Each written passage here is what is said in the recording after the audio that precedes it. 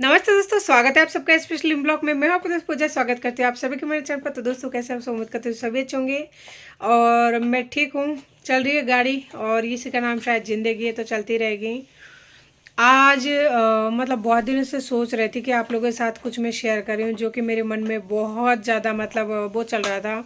ऐसा guilt feel हो रहा था कि मुझसे कुछ गलती हो रहा है, मैं नहीं शेयर कर पा रही थी। तो फाइनली आज बड़ी मतलब हिम्मत जुटा के आप लोगों के सामने आई हूँ। पिछले 2 साल से मेरे सीने में दबी हुई है, तो शायद मैं आप लोगों के साथ शेयर करूँ तो मुझे थोड़ा सा हल्का फील होगा। तो दोस्तों, हर माँ बाप का ये फ़र्ज़ होता है कि वो अपने बच्चों का केयर करे, अपने बच्चों का ध्यान रखे, और शायद उन्हें इस दुनिया में लाते भी इसलिए है कि मतलब बच्चे का लालन पालन करे।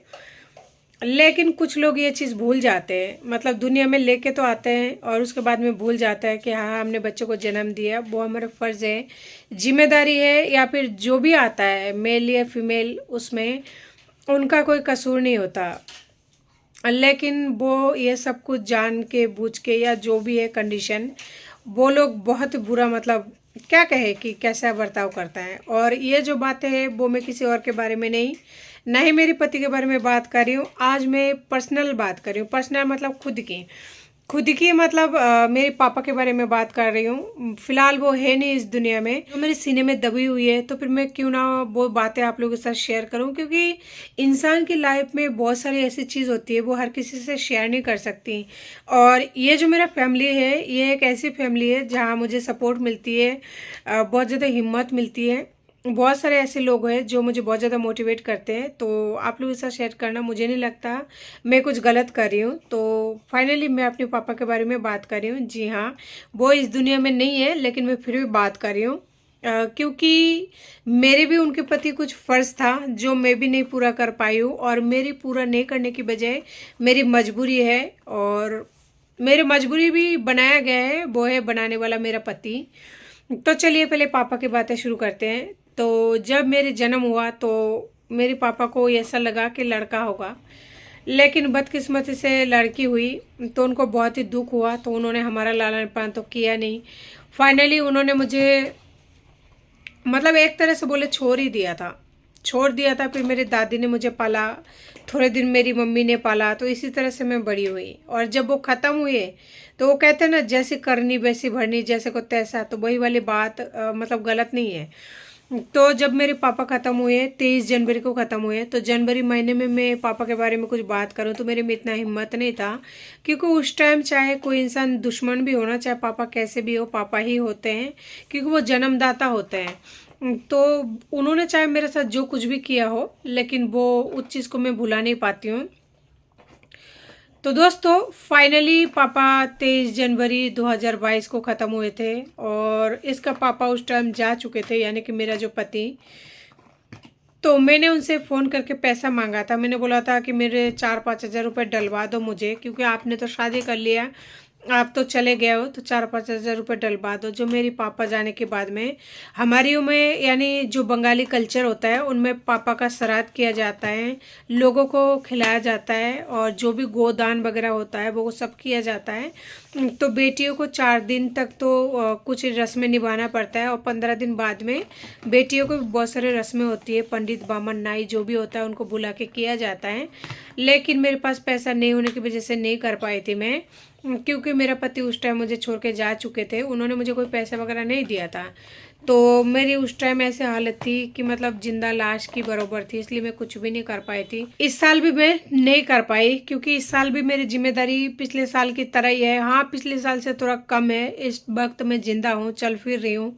पिछले साल तो मैं इतना ज़्यादा डिप्रेशन में थी, क्योंकि वो उनको गए हुए मतलब थोड़े दिन हुए थे, 2-4 महीने हुए थे, तो मैं पूरी तरह से टूटी हुई थी।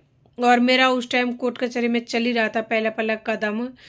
मैं 10 जनवरी से, ये जो कोर्ट कचहरी का प्रोसेस है ना, 10 जनवरी से स्टार्ट की है, 10 जनवरी 2022 से स्टार्ट की है। तो सोच सकते हैं 10 जनवरी 2022 से अगर कोई लड़की मतलब कोर्ट में जाना स्टार्ट करती है, यानी 10 जनवरी के दिन में गई थी कोर्ट में, और तब से लेकर अब तक जो है भागा दौड़ी कर रही हूँ। और मेरे पिताजी ख़त्म होता है 23 जनवरी को। 10 जनवरी को मैं गई, 23 जनवरी को मेरे पिताजी ख़त्म हुए हैं। तो मेरा घाव बहुत ही ज़्यादा कच्चा था, मैं उस टाइम तो कुछ सूद बूद ही नहीं था मेरा। और इस टाइम जो हालत है मेरे पहले से बेटर हूँ, लेकिन ये इस साल भी मैं नहीं कर पाई। अब देखते हैं अगले साल अगर मेरे से कुछ होगा तो मैं ज़रूर करूँगी, लेकिन पता नहीं अगले साल भगवान का क्या मर्जी है क्या नहीं मर्जी है वो तो कह पाना मुश्किल है। लेकिन हाँ मैं ये कहती हूँ मतलब कोशिश करूँगी दिल से कि पापा के लिए कुछ तो मैं नहीं कर पाई, लेकिन एक बार वो होता है ना ऋषिकेश, ये जहाँ पर मैं अपनी सासू की अस्थियाँ मतलब लेके गई थी, वो हरिद्वार है, हाँ हरिद्वार। तो हरिद्वार में एक बार जाके मैं जब गई थी तो मेरी मम्मी ने बोली थी कि ना मेरे नानी के भी वो नहीं हुआ था, श्राद्ध नहीं हुआ था। मतलब श्राद्ध तो हुआ था लेकिन गंगा में नहीं बहाए थे वो लोग। तो वहाँ पे क्या जैसे कुछ होता नहीं है ना, तो वहाँ पे जो पंडित जी होता है वो चांदी का फूल बना के और उनकी आत्मा शांति के लिए पूजा प्रोसेस सेम ही होता है, लेकिन जिनकी अस्थियाँ नहीं होते वो लोग चांदी का फूल से बना के करते हैं। तो मैं ये सोच रही हूँ कि मैं इस साल भी पापा के लिए कुछ नहीं कर पाई, और मुझे पक्का 100% श्योर हूँ मैं किसी भी, वैसे तो मैं मतलब किसी ने भी ये नहीं किया होगा कि पापा के लिए गंगा में मतलब अस्थियों के लिए गए होंगे। तो फाइनली मैं ये सोच रही हूँ किसी को कुछ अभी तो बोलूँगी नहीं, अगले साल आए या फिर मुझे कभी भी अगर बीच में मौका मिला तो मैं ज़रूर जाऊँगी हरिद्वार, और पापा की अस्थियों का जो है वहाँ पे चांदी का फूल बना के उनके आत्मा शांति के लिए कुछ ना कुछ ज़रूर करके आऊँगी।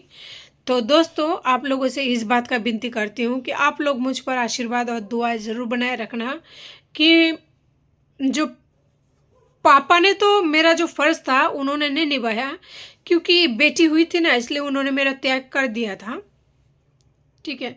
तो बेटी होने का जो एक फर्ज है ना वो मैं ज़रूर पूरा कर पाऊँ, और मैं वहाँ पे जो पंडित जी जिस हिसाब से कहते हैं कि चांदी का फूल बना के उसके बाद में उनके आत्मा मुक्ति के लिए गंगा में बहाव के लिए जो भी उनका नियम होता है तो उस हिसाब से मैं ज़रूर करूँगी। अब बीच में जाना हो पाएगा नहीं हो पाएगा ये तो नहीं कह सकती, क्योंकि मेरा छोटू भी बहुत छोटा है। सोनू का एनी टाइम बीमार रहती है, तो इस वजह से मैं इन दोनों बच्चों को छोड़कर इतना लंबे टूर के लिए नहीं जा सकती। बाकी अगर हो सका संभव, अगर भगवान ने चाहा तो 1 साल के अंदर या फिर अगले साल जरूर जाऊंगी 23 जनवरी तक। यही कोशिश रहेगी कि मैं पापा को ज़रूर वहाँ पे गंगा में एक बार ज़रूर दर्शन कराऊं, क्योंकि जीते जी तो नहीं करा पाई थी, क्योंकि मेरे पहले भी परिस्थिति वही था, आज भी स्थिति मेरी वही है। अब पता नहीं आगे क्या होगा। तो आप लोगों से यही विनती करती हूँ कि आप लोग ज़रूर इतना सा आशीर्वाद और दुआ बनाए रखना कि मैं बेटी का फ़र्ज ज़रूर निभा पाऊँ अपने बाप के प्रति। तो दोस्तों अगर मैं आप लोगों से बहुत ज़्यादा बातें करूँगी ना पापा के बारे में तो वो शायद मेरी आंखें भर आए और मेरा दिल कच्चा हो जाए।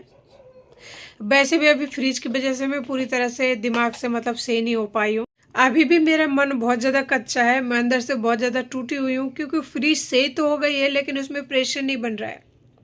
जो कूलिंग वाली वो करता है ना मशीन काम करता है, वो प्रेशर नहीं बन रहा है, बिल्कुल ही ठंडा पड़ा हुआ है। तो इस वजह से मैं अंदर से अभी भी ख़राब हूँ।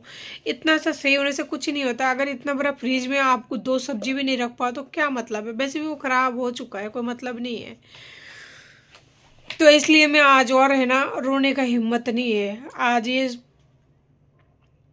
बिल्कुल ही मन वैसे ही कच्चा हो चुका है पापा को याद करके, क्योंकि उन्होंने मेरा कोई भी जिम्मेदारी नहीं निभाई, ना ही उन्होंने मेरा पढ़ाई का खर्चा उठाया, ना ही उन्होंने मेरा देखभाल करा, ना ही उन्होंने जन्म देने के बाद में कोई भी ऐसा काम है जो उन्होंने किया था।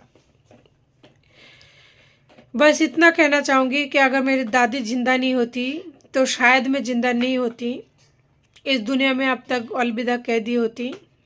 तो जो भी हो, दादी ने भी बहुत सुनाई खरी खोटी, लेकिन वो भी मजबूर थी। उस ज़माने में उनके पास भी खाना खर्चा की बहुत कमी था। वो चाचा के साथ रहते थे, चाचा के अंदर खाते थे, तो उनके अंदर रहते हुए उन्होंने मुझे पाला। तो कैसे भी हो आज जिंदा हो तो उन्हीं के बदौलत हूँ। तो दोस्तों आज की वीडियो को जो है इसी के साथ एंड करती हूँ। मिलती हूँ फिर किसी नए वीडियो के साथ में, तब तक के लिए नमस्ते, जय हिंद।